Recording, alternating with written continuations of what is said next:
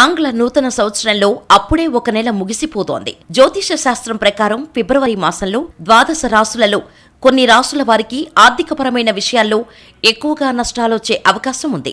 ముఖ్యంగా కర్కాటక, సింహం, వృశ్చికం, మకర రాశుల వారికి విపరీతంగా ఖర్చులు పెరిగే అవకాశం ఉంది. అంతేకాదు, ఈ కాలంలో చాలా ప్రణాళికబద్ధంగా పనిచేయాల్సి ఉంటుంది. లేదంటే ఈ నెలలో మీరు అనేక అడ్డంకులను అధిగమించలేకపోతారు. ఈ సందర్భంగా ఫిబ్రవరి నెలలో ఏ 4 రాశుల వారికి ఎలాంటి కష్టాలు రానున్నాయనే ఆసక్తికరమైన విషయాలను ఇప్పుడు తెలుసుకుందాం. కర్కాటక రాశి. ఈ రాశి వారిలో ఉద్యోగులు ఫిబ్రవరి మాసంలో అధికారులతో మంచి సంబంధాలను కొనసాగించాలి. వారు చెప్పిన ఆదేశాలను ఖచ్చితంగా పాటించాలి. లేదంటే మీ కెరీర్ రంగంలో అనేక అడ్డంకులు ఏర్పడవచ్చు. మీరు పనులను సకాలంలో పూర్తి చేయలేరు.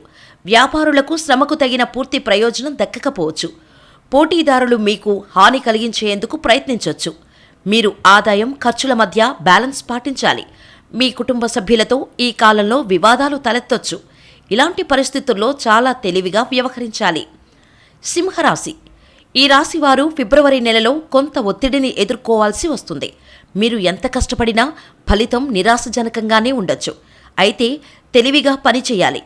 వ్యాపారులు ఈ కాలంలో కొంత లాభాన్ని పొందుతారు.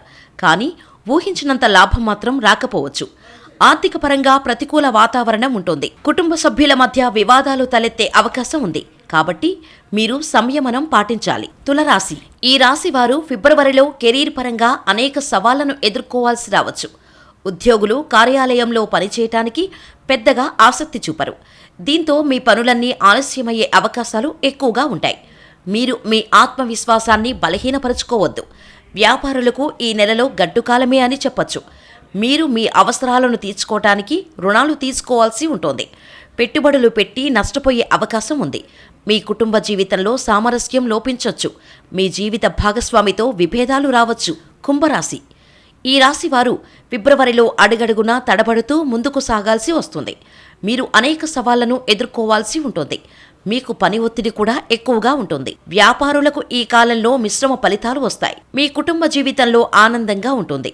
మీరు మాట్లాడే విధానంతో కొన్ని సమస్యలను పరిష్కరిస్తారు.